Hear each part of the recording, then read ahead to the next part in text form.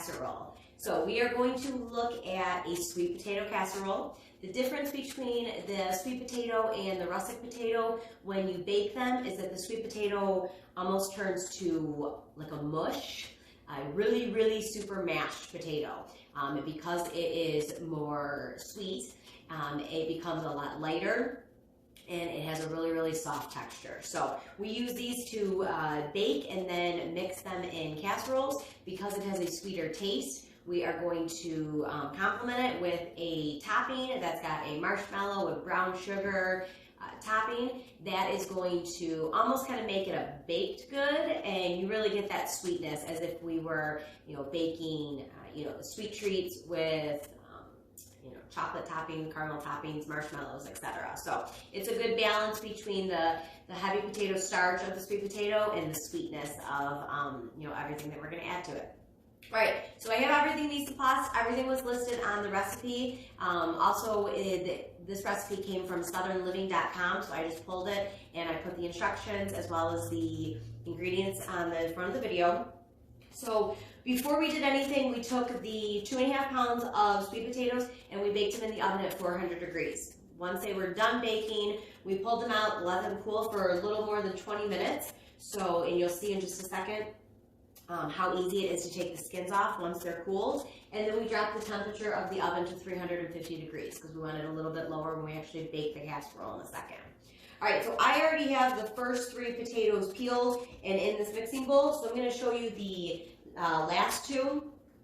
If you pay attention, all I did was just use a small paring knife and just put like a little pierce in here, and really, really simply, all of that skin from the sweet potato comes right off.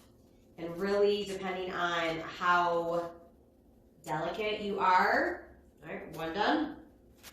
You actually don't even always need a knife.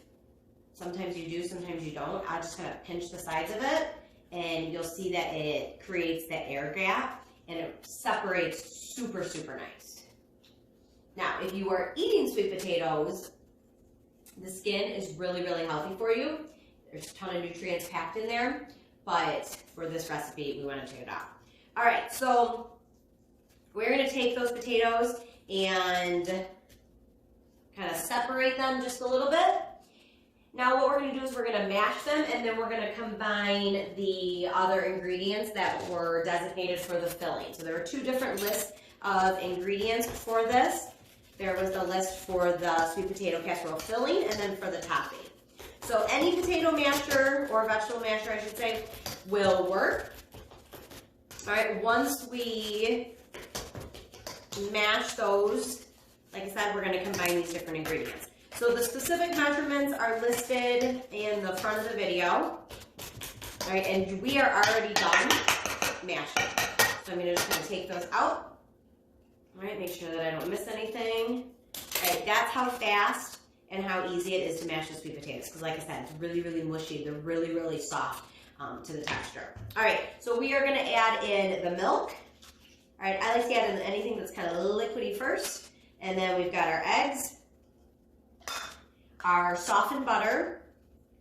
All right, we'll move those around. A little bit of salt. The vanilla is going to give the mixture an even sweeter taste, which is what's really nice. And then the brown sugar. Now, I left the brown sugar in the measuring spoon, or measuring cup, excuse me, on purpose, because I want you to pay attention. In that recipe, it called for a 1/2 cup of brown sugar, tightly packed. All right, make sure that when you're using brown sugar, often you'll see that phrase. All right, and that just means that it needs to be completely leveled and really pack it into the measuring cup. All right, once you do that, to kind of pop it out, just use your thumb, press down. As long as it hasn't been sitting out, it will still be really soft to the texture. All right, so we're going to give this a good mix. I'm just using a rubber spatula. Now, what we want to do is before we combine and make the topping, we want to really, really smooth this mixture out, the actual casserole mixture. If you look right here, you can see that there's still large clumps of butter. and different ingredients that haven't been mixed completely through. So before we put it into our baking dish, which is right here, before we do that, we want to actually go ahead and put it through a mixer. This is something that it really benefits to have a mixer, either a hand mixer or a stand mixer like I will use, as opposed to just doing it by hand, because you really, really want a smooth, consistent texture. So I actually do not have a hand mixer. All right, so I will be using my stand mixer, which is over here, my KitchenAid. So I'm gonna scrape this using my rubber spatula into my KitchenAid mixing bowl that will attach onto the stand mixer. All right, and then I'm going to, because we want to mix and combine it, we're going to be using the paddle attachment, okay? So what I'm going to do is I'm going to go ahead and mix that, and then I'm going to transfer it into the baking dish. Before I transfer it, we're going to give that a nice spray, just so that soft texture doesn't get stuck to the pan. All right, so this is mixed.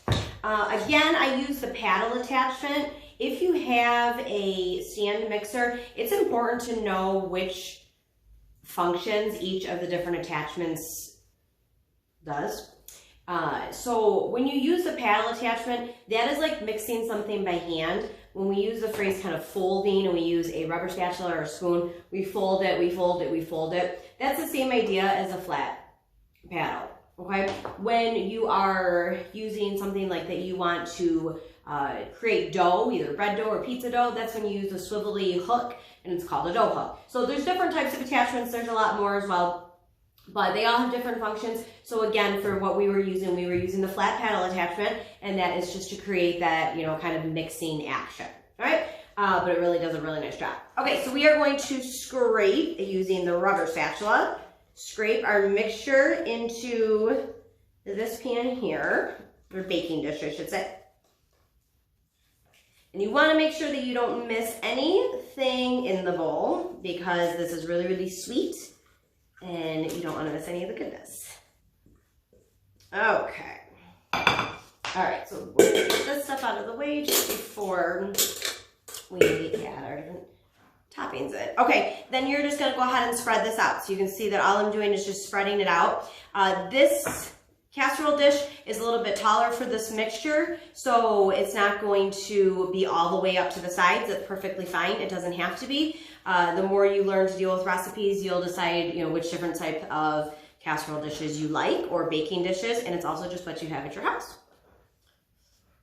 There's a lot of things in cooking that are kind of make it work moments, and you'll really adapt. Okay, so next, glap that down. All right, so there is our mixture. All right, so next what we're gonna do, we'll leave that right there, is we are going to make our topping mixture. Now we do wanna leave out the marshmallows, because that's gonna be kind of step 2 of the topping. So I'm gonna switch this area here, and when we combine the cornflakes, the brown sugar, and the butter, we're gonna just do that in a mixing bowl. Now, I left the cornflakes whole for you right now because I want you to see how we'll crunch those. All right, this is gonna give the sweetness a little bit of a crunch, but we don't want it to be a full, a full crunch as if we were eating a full thing of cereal. So really gently, we put them into a plastic baggie, Ziploc them shut. Oh, except I didn't. You want to make sure that you don't have any air bubbles up in the bag. You can even leave the bag open just a little bit right on the top, and that way, just be careful when you're doing it. But the cornflakes are really delicate, so it doesn't take a lot to crunch them. Be careful depending on what type of bag you are using. Sometimes they explode. And again, make sure if you put a bunch of air in it and Ziploc it, and then try to pop it, what's going to happen is the bag is going to completely pop. So it doesn't take a lot of effort. Some people will use a rolling pin and lay the bag here and roll it over the top of it. If you're doing large batches, that might be easier, but considering the amount that we're doing here, it's really not necessary. All right, and I'm just going to kind of do a final little smush here. All right, now there is one ingredient in the recipe that is listed that I have decided to take out. All right, and that is the crushed pecans. All right, and that is because we have an allergy in the house. So we are still gonna add the crunchy flavor here, but it's not gonna be, we're not gonna have the pecans. All right, so now we'll go ahead and dump this into the mixing bowl. We wanna add more sweetness, so by that we're gonna put in the brown sugar. All right, again, I'm gonna kind of take that and loosen it up. And then the melted butter. Now for the filling, we use softened butter. For this, we want to use the melted butter because that's what's actually, that liquid is what's going to combine the brown sugar and the cornflakes. All right. Now, if you had the pecans, you would add them in at this time as well.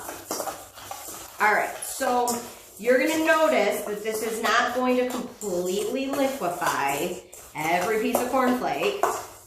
All right, we just use the butter as a way to combine and get the brown sugar to stick onto the cornflake. All right, so it will be, your mixture will be kind of a damp texture, but it's not going to be wet. It's not going to be saturated in moisture. All right, you can use a mixing spoon to do this. You can use your hands, whichever you prefer. All right. And then now comes the artistic part. So we lowered, don't forget that we lowered our oven temperature to 350 degrees. And what we're gonna do is put our casserole back into the oven with the cornflake topping. Now remember that I said that we left the marshmallows out because we are going to layer the crunch over the top of the casserole, bake it for about 30 minutes, take it out, add the marshmallows, and put it back in for about 10 more minutes. Now the reason we do that is if we were to put the marshmallows on the top now and put it in for 30 minutes, it's just gonna be absolute gooey mush and gooey to a point of not good. All right, gooey is good, but it'd be too gooey. All right, so this is mixed. We should be good. The recipe calls for you to separate the cornflakes and put it in rows and leave about 2 inches. And what that is for is because we are going to line. We're going to kind of treat it like it's a zebra, and we are going to do 1 row of marshmallows and then a row of cornflakes. Marshmallows, cornflakes, marshmallows. So if you look at here and you just kind of picture yourself, we're gonna do, I'm gonna start, I like the marshmallows to be on the top and the bottom, or if you lay your plate down this way, it would be, you know, on your 2 ends. So that's just my personal preference. It doesn't matter either way. This is just how you decide to plate something and how you want it to look. So that's just what I like. So I'm going to start my row. I'm gonna leave a little bit of space and then start my row kind of next to that. All right. All right. And this is definitely, you're gonna get your hands dirty when you're doing this. Remember that we have said multiple times, your best tool in the kitchen is your hands. So this is gonna be my first row right here. And you can see that I left room for the marshmallows. I'm gonna picture another row of marshmallows down the middle, and then I'm gonna do another cornflake topping, and then leave room for the next marshmallow. All right, so I'm gonna leave room and do our filling. And if you make this for the first time and you want a little bit more crunch, then the next time you make it, add a little bit more cornflakes to the recipe. Now you would have more crunch than I do because again, you would also have, if you like the idea of the crushed pecans, you would have that in the recipe too. We just don't, again, because of the allergy. All right, so I know it's a little bit hard to see it because it's brown on orange, but hopefully you can kind of see this right here, and that is our mixture. And again, when we go, we will take the marshmallows and put them on this side through the middle and on the opposite end. All right, so this is gonna go into the oven for about 30 minutes. You do not need to cover it. It's just gonna go in just like this, 30 minutes, 350 degrees. So the time has come to add the marshmallows. Now we brought our baking dish or our casserole dish out of the oven and set it over here on a wooden cutting board. to let it cool. All right, if you want to put the marshmallows on and before we put it back in the oven, you want to make sure that you let the sweet potatoes cool. Otherwise, the marshmallows will kind of get gooey into the mixture as opposed to baking over the top of it. So let it cool for about 10 minutes before you add into the alternating rows from the cornflakes. So this is still a little warm. Okay, so I want to show you really quick. Again, we have our alternating rows there. The mixture itself has started to, or it's just about all the way baked. So it's a little bit more firm than it was before.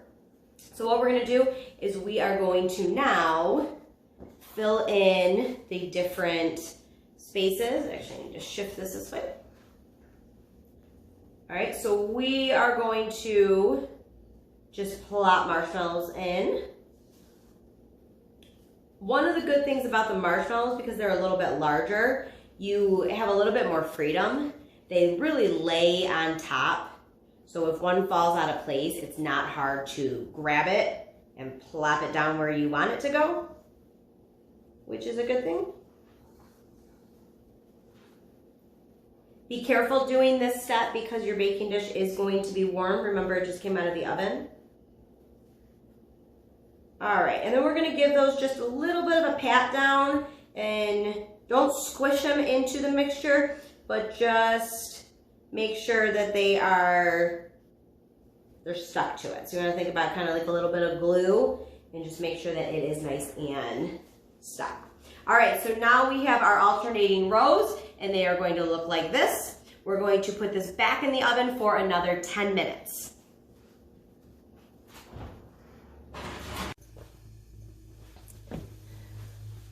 One thing that I want you to notice that we left our marshmallow batch in for 10 minutes is that you're not really getting a burn look to over the top of it. So if you want that crispier marshmallow finish, usually we'll keep things on the middle rack. Go ahead and put it in the bottom rack. And we're gonna change from the bake effect that's in the oven right now, and we are gonna turn it onto a broil. So if you pay attention and you look over in the bottom sections right here and over on the far right, you'll see that that is the oven setting and that's gonna be baking. So the heat is coming down from the bottom, it's circulating around, and we're getting that inner enclosed heat that's circulating the food and covering all parts of the food. What we're gonna do now is we're gonna broil the food, and when we change the broil setting, we're gonna put it on high just for a few minutes because a broil takes not that long. And I didn't hit start, excuse me. So right when we hit start, our broil, you're gonna see that flame at the very top start to ignite. Now it's gonna take an extra second just because I do have the oven door open. There you go. So you can hopefully see that flame, and I'm actually gonna move this just over here for you. There you go. So you'll see that flame, and what that's gonna do is that is gonna give anything that you put in the oven a really crisp finish, and it's really gonna brown your ingredients. So because we have the marshmallows underneath, again, lower it to the lowest rack that you can, otherwise if it's really close, it's gonna burn. So lower it underneath there, leave it on for just about another minute or two. If you leave it on too long, it burns. If you don't leave it on long enough, it has the same effect as if it was baking because you didn't really do anything. So sometimes when you broil things, if it's the first or second time you're broiling different ingredients, you can leave your oven door open like this and just pay attention to how high the broil is and how much it's crisping the certain type of food. So we're gonna let that broil for about another minute, probably about another 60 to 90 seconds, and then we will pull it out of the oven completely and see what it looks like. Final product time. So we have just finished broiling the top of the sweet potato casserole, and the broiling effect is so we get the brown, kind of almost burnt, crisp edges to the marshmallows. So what does our final product look like? Da, da, da, da. All right, so if we tilt it up this way, you can see again that we have the rows or the layers of the slightly gooey, slightly burnt, really soft and mushy marshmallows layered with the cornflakes to add the crunch, and all of that is topped over the really, really sweet, soft, mushy, gushy, delicious sweet potatoes. So, wonderful treat. It's a good mix of vegetable and sweetness. No pun intended, because it is a sweet potato, but it does have that really, really sweet texture where it almost feels like you are eating a fruit and you're almost eating just a pie over getting some really good vegetable and starch nutrients. So, okay, enjoy, make it, try different designs over the top. You could do 8 different rows if you want. You can do half marshmallows, half crunch topping. Some people will do a layer of the crunch topping and then a layer of the marshmallow over the whole thing. That's popular too, but it's really preference and it's really just what you guys decide to play with it. So I will see you guys later.